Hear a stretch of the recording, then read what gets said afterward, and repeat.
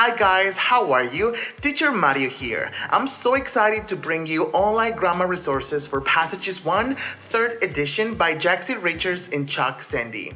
Before starting today's lesson, please check out our Instagram account abcenglish.tv where I share quick grammar notes, fun facts, and interactive quizzes for you to do on your own pace. The links will be on the description. We're going to get down to business and start with the first topic from unit number 1, verbs followed by gerunds.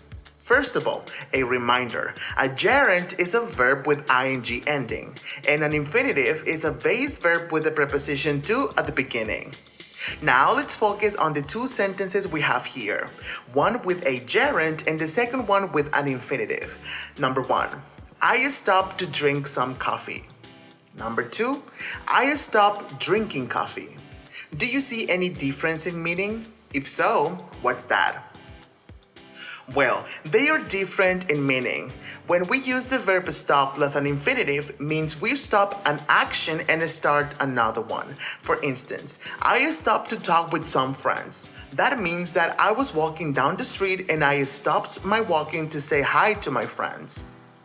On the other hand, if I use the verb stop plus a gerund, means I stop doing that action forever. For example, I stopped talking to those guys.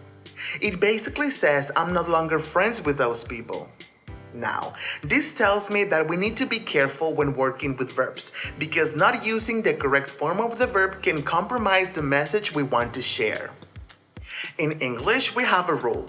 When working with verbs, if we come across two verbs together, the first will dictate the form of the second, no matter what verb tense is found. Now we have the first category. Verbs like deny, enjoy, practice, and finish are only followed by gerunds. We will go through a few examples. Number 1, I practiced speaking English with an American friend last night. Number 2, they discussed going somewhere exotic on their vacation this year. Number 3, Laura always denies being wild and crazy, but she really is. Now let's focus on the following category. Phrases like I insist on, feel like, be into, and worry about are only followed by a gerund. Let's see some examples. Number 1, I insist on making my own decisions. Number 2, I always feel like going dancing. Number 3, she's into going out to new foreign restaurants. Number 4, he never worries about studying for his exams. Now let's talk about our following category. Verbs like ask, want, need, and expect are only followed by infinitives. We will go through a few examples. Number 1, I hope I see you next week. Number 2, she decided to stay at home. Number 3, she wanted the children to learn to play the piano. We now have only two remaining categories. Let's talk about them. The first one, verbs like hate, love, and the phrase I can't stand can be either followed by a gerund or an infinitive without changes in meaning.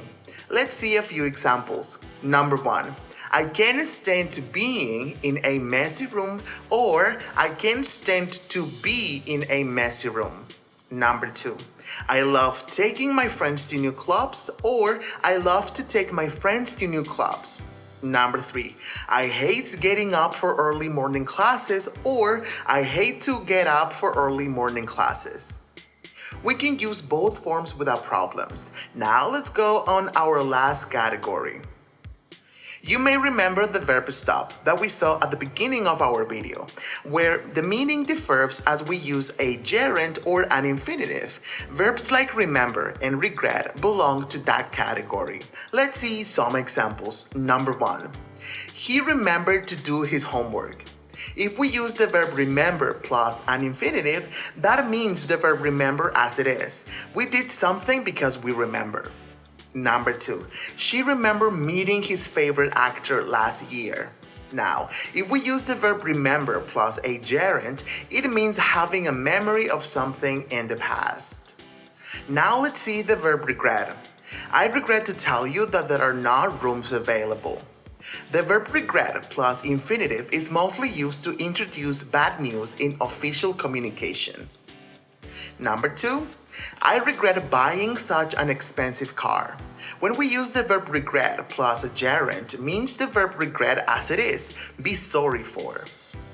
Please make sure you practice, and if you encounter any problem or you have any doubt, let me know down on the comment section.